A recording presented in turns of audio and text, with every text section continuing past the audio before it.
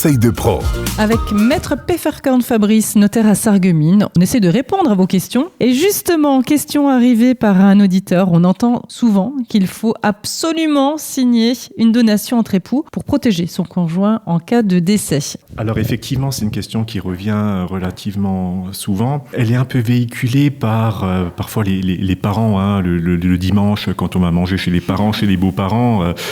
Oui, est-ce que vous avez fait la donation entre époux ? Nous, quand on s'est mariés à l'époque, le notaire nous a dit il faut absolument faire une donation entre époux, sinon vous ne serez pas bien protégé en cas de décès.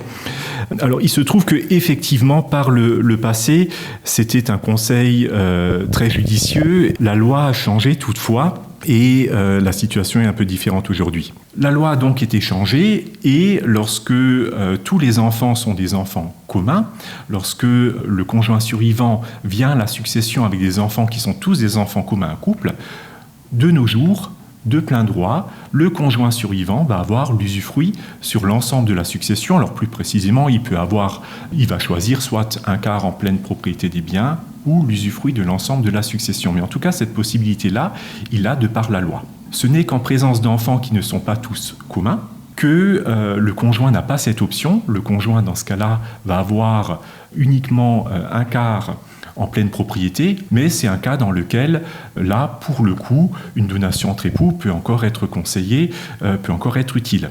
Donc, ce qu'on voit, c'est que cette question, est-ce qu'il faut absolument faire une donation entre époux, de nos jours, on en fait beaucoup moins parce que, pour beaucoup de couples, les dispositions de la loi suffisent parfaitement à protéger le conjoint survivant, comme c'eût été le cas avec une donation entre époux par le passé.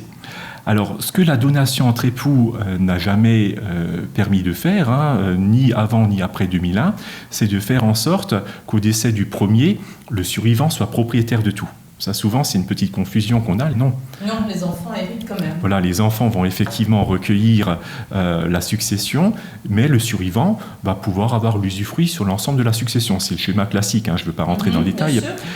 Très bien. Eh bien, écoutez, merci beaucoup, Maître Pfefferkorn.